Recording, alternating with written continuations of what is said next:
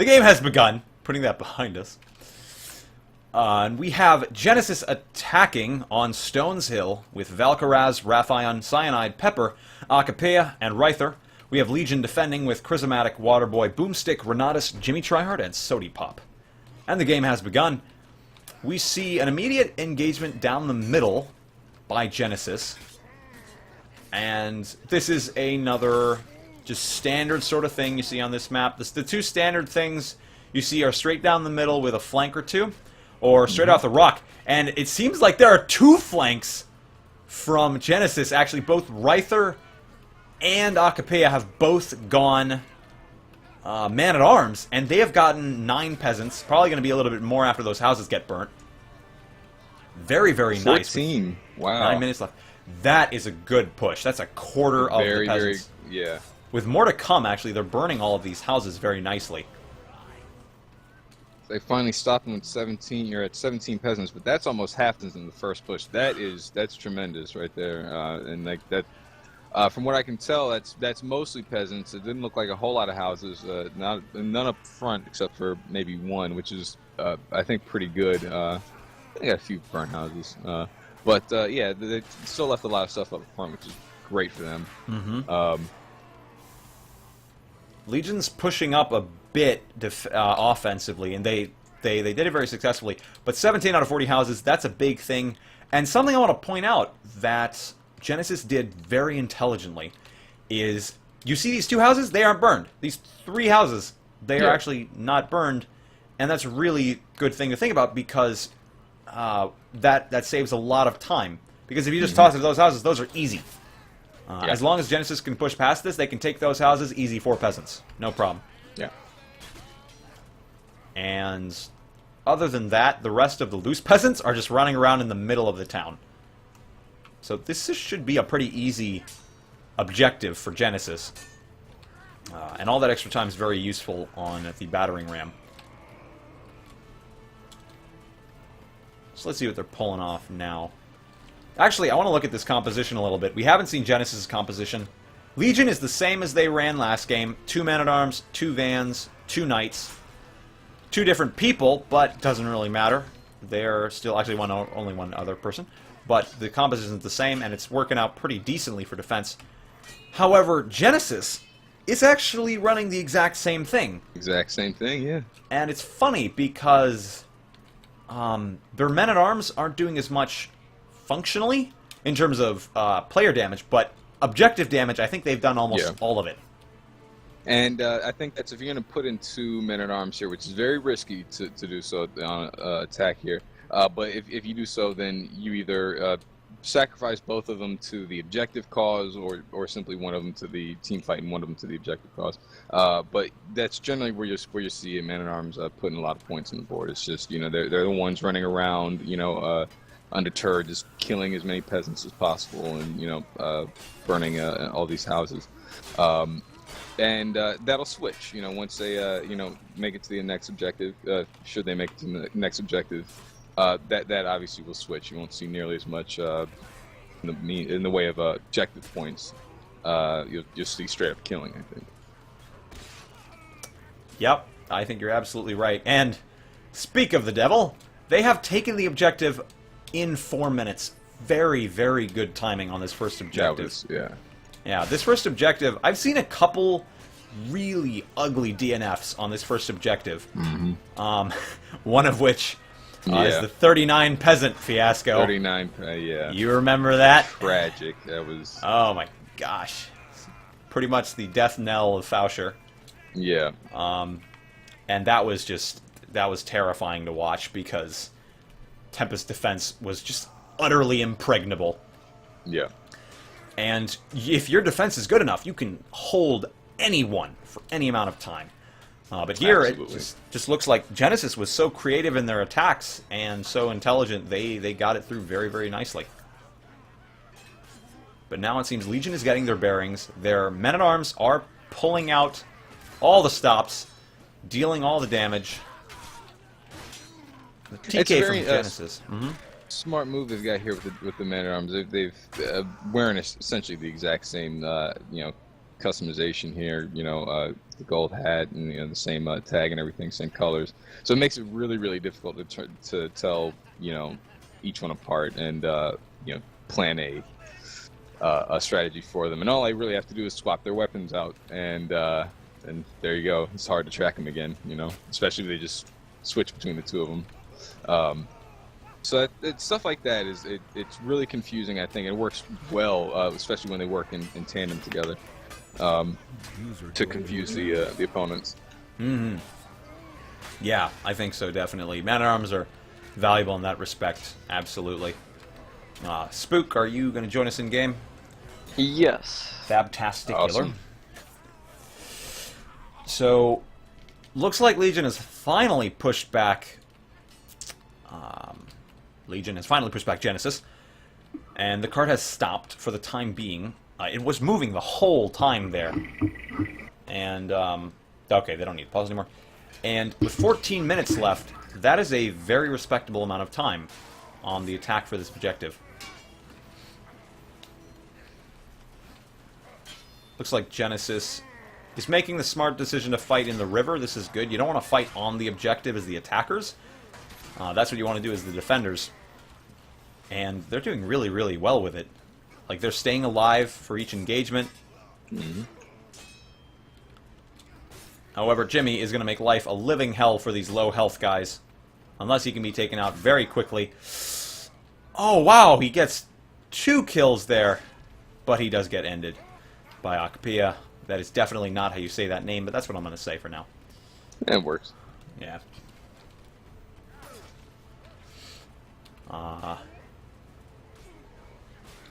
Clock Tower just made the excellent point. This is actually a really, really bad moat. I think it was meant to be a moat, but it's terrible. You can just run across it. I ever since I saw it, I really want to see what the alpha map of this, alpha version of this map would Oh yeah, that would like. be interesting. I think, honestly, if the river were impassable, except for like that, I think there should be like a 2x4 across the Yeah. these crenellations to the left of the bridge on Defender's side. Is that what they're called?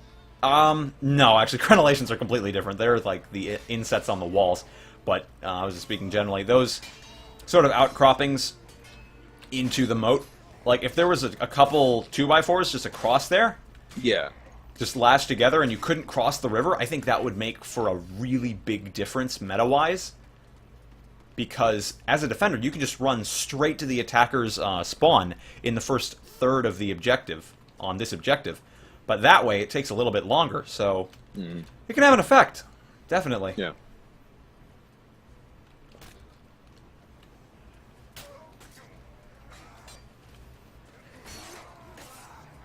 So we're seeing a really good fight here by both sides. They're both taking their just dues.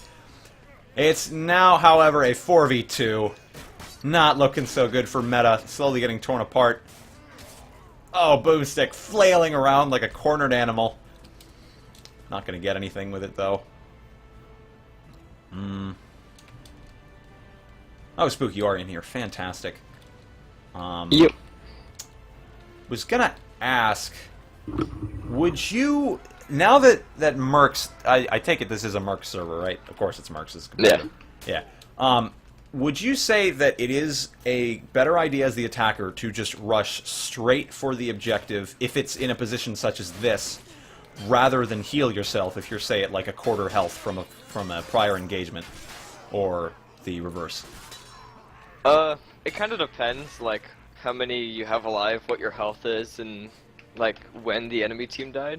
Because if you can run up and like move it a bit then just run back, it'd be worth it. Because you can always just run back and heal and then just push together. Okay, that's sensible. But for the most part, you just want to get the progress. But just be smart about it. Like, know when to back up and regroup. Really situational. That's very true, yeah.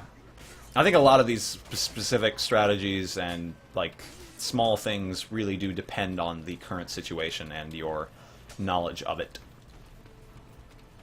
Yeah, well, there's like so many combinations of classes that could be left alive and healths and weapons and everything that it's almost like you can't You can't have like a set plan for every situation. Right. It's Yeah. gonna be different every time. Got to adapt. I only mention Mercs, for those of you who don't know, because on Mercs, when you stop moving, you heal, I believe, double the rate. So, that's worth noting. And, man, Genesis is on a fire path. They are getting this cart at the door. Probably going to get a couple smashes. I want to see one of Meta go up top and start knocking down those oil pots. Yeah. Or at least be ready for it.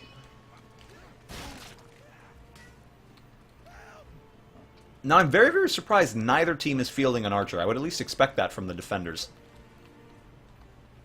Yeah, I mean it's pretty advantageous on this part as a defender to have the archer just to constantly put pressure on him, especially with the ballista right next to him and being able to drop oil, still not be out of the fight, but. All melee can work here too. I mean, especially if they're going, on attack, it's there's very little point I find to go archer to counter another archer if they got the defense, being on the wall. So I don't know. That could be what's going on. Is they're just seeing that they don't have another archer and said, well, let's go, match melee to melee. Okay. Well, actually, it does seem Waterboy has gone archer. Well, there it is. Don't know if that's such a good idea. I think having Waterboy as a vanguard gives them a much more powerful setup. But that could just be me. I'd be inclined to agree with you, actually. Mm-hmm. But to be honest with you, I've not seen his archery skills in a scrim, so I could be wrong. He may be a very a competent archer here, and could. I have seen him arch from time to time. He is not half bad. Absolutely, definitely better than me. I think in this really close situation with 7 minutes and 45 seconds, you need that melee power. And I think if he were up in this engagement up here, I think Legion would have a much better chance of winning the engagement. As it is, Genesis is completely taking it. Or were taking it. But if Waterboy were there, yeah, there'd be a slightly better chance. And if he died, he could go back to Archer and just jump back up there. A little convoluted, but, makes sense. Jimmy goes down. Legion's going to have their next engagement without him, unless they can stall long enough. Jimmy currently topping the board of the defenders with almost double the kills of Waterboy. However, he did go arch, so I cannot blame him. Oh, Waterboy with a nice ballista. That evens the odds. You hate being that guy in the crowd that, Oh, man. Ryther. I don't know if you saw that. Ryther did a really good flank there to get rid of Jimmy, and taking Jimmy off the battlefield is extremely valuable for Genesis at this moment. And they are going to get that progress on the cart. Oh, but the fire will come down, and Genesis will get cleared. But they have, I think that's like a third, 2/5. A third, yeah, it's about a third of the cart, which is really, really nice considering 6 minutes and 20 seconds. Not terrible at all. They could do this in another push. No doubt about it.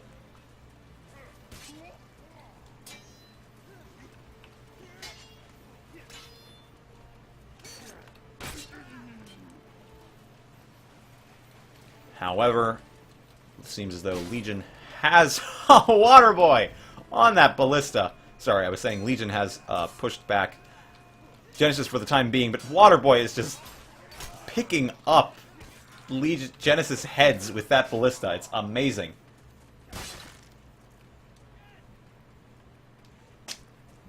Oh gosh, that ballista body stuff, that's amazing. Absolutely. That's incredible. I love it. Torn Banner, you don't have to fix this bug. I like it. I do. You can fix the bug where OBS doesn't work sometimes. I'm just saying. Anyway.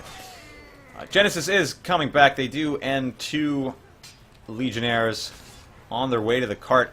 And they're moving and fighting. This is a very good tactic as the attacker, pretty much any objective. It's kind of a mix between going straight for the objective whilst clearing an enemy team. And I like to think it's probably the best way to play an objective. Because you are consciously clearing the enemy team, but you're also moving towards the objective. It saves you time. Only problem is, Genesis is getting torn apart. Oh, I just noticed Genesis Pepper has gone Archer. I know him to actually be a decent Archer. And I have seen him be, you know, arching competitively, and he's pretty scary himself. So yeah, this could be a good little matchup here. Oh, I have no doubt. 4 minutes and 30 seconds. They are cutting it close. They've got almost half progress on the cart. It's not bad. It's totally within their power to make it, but they've only got 3 good pushes left, I would say. It's somewhere around there, and after that, like it's gonna have to be trickling suicides, really. You know, honestly, at this point, I would like to see some kind of flank, because Legion appears to really like pushing up to engage. Yeah. I think if Genesis pulls out a flank, sends them far enough behind, and the flank wins the 1v1 against this man-at-arms here, who I believe is Jimmy. So that's going to be hard, but if he can do that, then they can get this... I think they can definitively get this card in. Otherwise, it's going to be an uphill battle. Yeah, chuck that ass making the point in the chat. 1v1 Jimmy, yeah, you would have to be crazy to do that. Absolutely. That's why I kind of hesitated when I saw it was Jimmy. But, you know, flank is always valid, and in this case, it might be necessary. Oh, Renatus. He's pulling off some disgusting moves with that bearded axe. They should be able to get progress on this cart right here. They're going to get a teensy little bit, maybe. Just a teensy bit. Not even exactly halfway yet.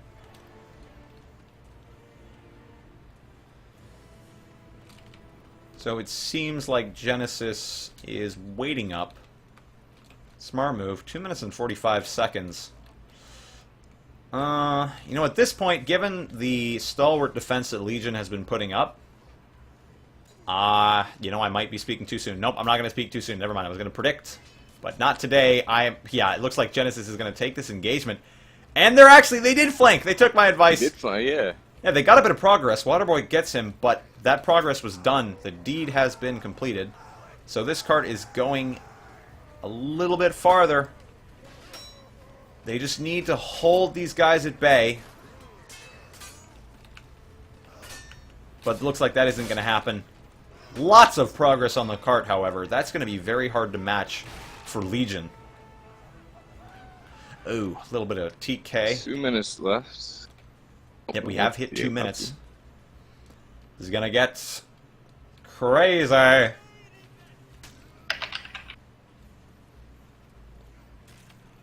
Crazy as hell. Alright, Waterboy does peg Pepper. That is... He gets a trade! Okay. Yep, Genesis is winning this engagement so far.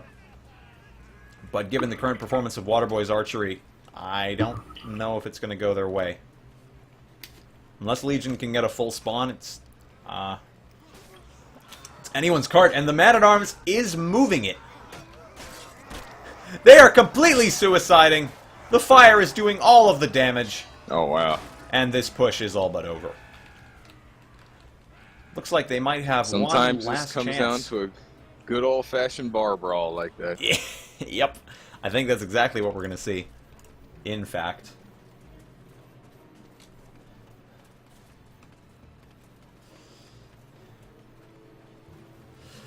Okay, this final push from Genesis. Final breath of air. This needs to be their all.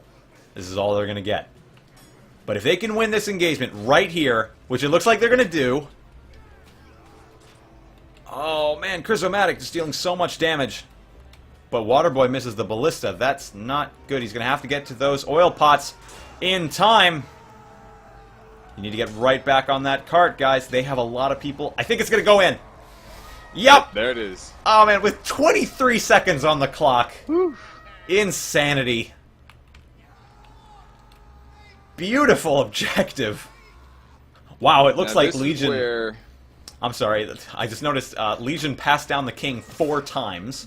So 4 Renatus will times be the king. Renatus, yeah. Yep. I was actually going to say this is where Legion, like, this is one thing that Bellator learned from Legion was their Stones Hill the defense. Like this is super aggressive pushing up, which makes perfect sense why they would put Renatus as king. You know, just kind of have him in the background as a great, you know, like solo fighter, while everybody else in Legion just does their, you know, the Legion thing here. Yeah, I find that the best kings are men-at-arms, or sometimes just slimy vanguards, because Really? you need to be able to I guess run just away. be able to get Yeah. Uh-oh, it looks like It looks like the fact that Renatus was a knight kind of gets him stuck. I don't know if that was the case, obviously, but just drawing a parallel, because, you know, I'm a man-at-arms, I will usually be king or want to be king because I'm the slimiest, and I hate to say that, but, you know, I'm slippery. I like jumping around, and I can get out of tight places. And you can kind of sense where the danger's going when you're a man-at-arms. it's I guess for the same reason that's why I like being up in the courtyard, you know, like as a defender, you know, just I love put pressure. Like my favorite thing is to hit the triple fire pot, the quad fire pot. The one I start with, the one coming, you know, like right outside of the mid, and then both of them in spawn. If I can hit all 4 of those, it's, you know, like that's so much fun to me. To, you know, to have lived that long and done that type of damage. That's why, you know, so I can totally understand both. 2 on the king right now. Oh, yeah. But Pepper is trying... Okay, yeah, they do defend. Spook, what do you think about what we were just talking about? Who do you think's best king? I don't know. I think knights, probably. Just because you can kind of fight them off and hold off a little bit longer with the experience of longsword or double axe. But I do agree that having the experience of being slippery and running away without fighting and just kind of evading attacks and stuff from the men-at-arms is a big advantage. So it really just comes down to how they play it. You know, it's kind of hard to just take it with a whole class. Yeah. Mm-hmm. Do you wish the king had a maul instead of a double axe? Yes. Yeah, I thought so. Yeah, me too, honestly. Just be more useful. All the maps of the Maul King are not competitive. Exactly. Hate that. Like, nobody's gonna play Belmez competitively. This shit would take 3 hours for one game. Yeah, or... What did you say, Spook? I'm sorry, cut off. Or Citadel. Or Citadel. Yeah, Citadel takes a very long time as well. I do like Citadel, personally. I like it as I think it's fun. Fun pub map, but Yeah. Not for competitive. No. not competitive. Not balanced at all. Nah. Which I don't mind. It's just really weird. It's frustrating to big. play when you're playing on an unbalanced map, in my opinion. Anyway, back to the topic at hand. Spook, I definitely agree. You brought up differing points, and it's very interesting, and that makes perfect sense, actually. You need to be... I think you can either take the mindset where if you're fighting a 2v1 as the king, and you know how to use a knight, you know how to use that longsword or that dub axe, then you can definitely fend them off with your massive health pool. Or if you're used to being a man-at-arms, you can just slide away. You may not have a dodge, but you can kind of sense where the danger is coming. At least I can when I'm a man-at-arms. I'm looking out for it. And you can run away. So either way works, I think. I think the knight way is a little bit more dangerous, but the man-at-arms way is dangerous in the long term, because if you run away long enough, you might find yourself in the wrong place. At the wrong time. Yeah, like I have had the experience where I have fallen into a corner. In fact, I'm going to show you guys that right now. Next to... you kind of fall into this hole. You know those holes on the left and right of the throne? Far left and right? Mm-hmm. I've fallen into that and gotten cornered pretty much while I was running away. So if you are too slimy, you might find yourself in a bad place. Yeah. Also, if you get it in your head that you can take on like 4 enemies, then, you know, you're not going to get much done either. But, you know. Yeah, and there's also the problem of if you have your men-at-arms be king, then you're going to be down a men-at-arms and have Very lots true. of slow knights. Very, So very it's true. whatever class you're willing to sacrifice. That is a good point. Yeah, I didn't actually consider that. Yeah, as a king, you pretty much put yourself down one class, one person in the in aggressive defenses. And having a men-at-arms defending this objective is pretty helpful if you just have your team push Absolutely. out and kind of damage them. It's very valuable for harassment of the attackers, definitely. And that will be our round. Legion has actually won, technically, but Genesis gets all the way to the king. They burn their time down to the candle. Let's see if Legion can respond in kind. It's a great round. Excuse me 1 sec. I gotta take a phone call. I'll be right back. No problemo. Spook, what would you